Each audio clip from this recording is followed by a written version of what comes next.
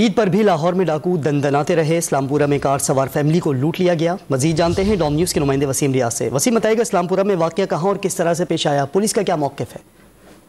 इस्लामपुरा के रिहायशी हैं, बरतानवी नज़ाद खतून है जो अपनी फैमिली के साथ थाना की हदूद में जो है वो मौजूद थे कि इस दौरान मोटरसाइकिल पर सवार दो डाकुओं ने जो है वो इनको रोक लिया।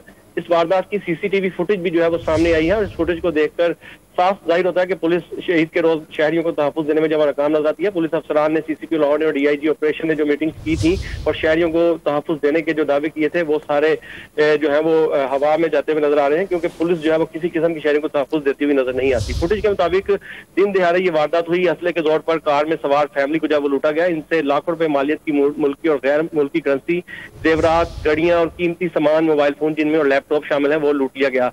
डाकू बआसानी वहां से वारदात करके फरार हो गए। आसपास लोग भी खड़े नजर आते हैं जो असला ताने डाकुओं को देखकर खौफजदा हो जाते हैं।